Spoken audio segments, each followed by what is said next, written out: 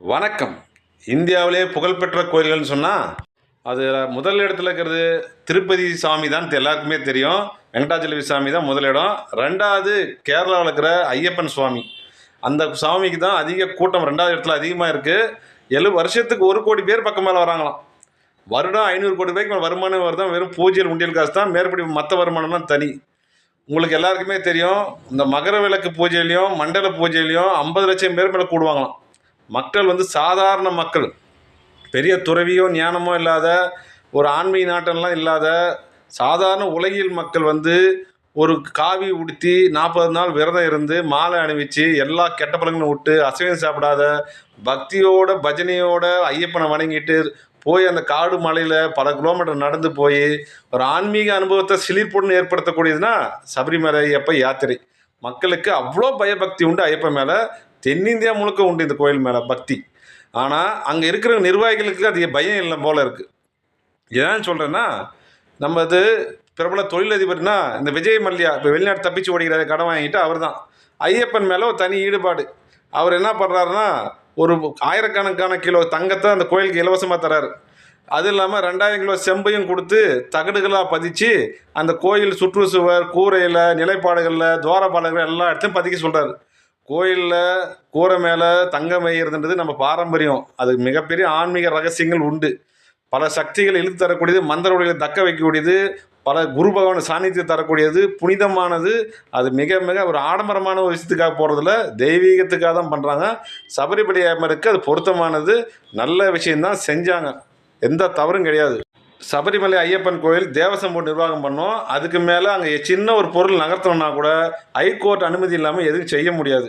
அந்த அளவு கட்டுப்பாடு மிக்கது. ஆனால் இந்த என்ன பண்ணியிருக்கிறாங்கன்னா, அந்த தங்க தகடுகளெல்லாம் சுத்தம் பண்ணுறாங்க அப்படின்னு சொல்லி சென்னை கொண்டு போய் கோர்ட்டை கேட்காமே அதை செம்பாக மாற்றி திருப்பி செம்பு தகடை அடித்து விட்டுக்கிறாங்க. இந்த விஷயத்த திடீர்னு கேள்விப்பட்டு ஹைகோர்ட்டாகவே முன் தேவசம் போர்டு விஜிலன்ஸுக்கு அது விசாரணை நடத்த அறிக்கை தர சொல்லி கேட்குது. விசாரணை நடக்கும் போது தான் தெரியுது அங்கே பல பிரச்சனைகள். இந்த ஊழல் விஷயம் கிணறு வெட்ட போதம் வந்த மாதிரி மிகப்பெரிய பிரச்சனை கிளம்பிடுச்சு. இன்னைக்கு கேரளா அரசியலே சூறாவளியாக சுற்றுவழி அடிக்கிறது இந்த பிரச்சனை தான்.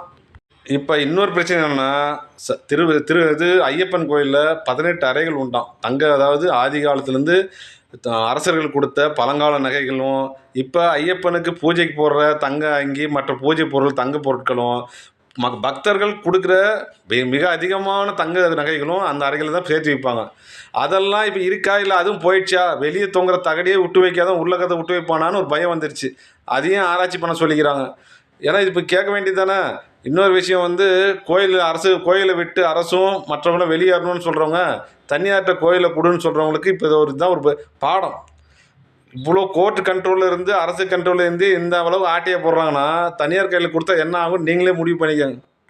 ஐயப்பன் சொன்னால் சரண கோஷம் தாங்க நமக்கு ஞாபகம் வரும். சாமியே சரணம் ஐயப்பான்னு அந்த சரண கோஷத்துக்கு ஒரு தனி மரியாதை உண்டு, சிலிர்ப்பு ஏற்படுத்தக்கூடியது. அவ்வளோ ஒரு புனிதமான இடத்துல எப்படி தான் இந்த மாதிரிலாம் தப்பு செய்ய மனசு வருதோ. ஐயப்பனுக்கு அது அவருடைய சக்தியை பற்றி எல்லாருக்குமே தெரியும், பக்தர்களுக்கே தெரியும். அங்கே இருக்கிறவங்க எவ்வளோ அலட்சியமாக இருக்கிறாங்க அதுன்றது பெரிய விஷயந்தான். சிறிய தவறு செஞ்சால் கூட பக்தர்கள் பயப்படுவாங்க. ஏன்னா காட்டு வழியாக போகிறது புலி அடிச்சிடும், யானை அடிச்சிடும், பத்திரமா வரமாட்டாங்க.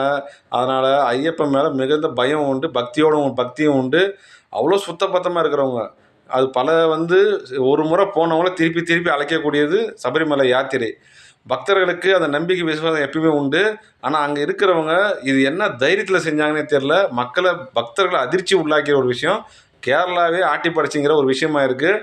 உண்மை வெளியே வரும், எங்கேயும் போயிடாது. சரி, சபரிமலை ஐயப்பனுடைய அருளால் அது வெளிப்படும் நினச்சிக்கலாம். சரி, பிடிச்சிருந்தால் லைக் பண்ணுங்கள், ஷேர் பண்ணுங்கள், கமெண்ட் பண்ணுங்கள், முக்கியமாக சப்ஸ்கிரைப் பண்ணுங்கள். நன்றி, வணக்கம்.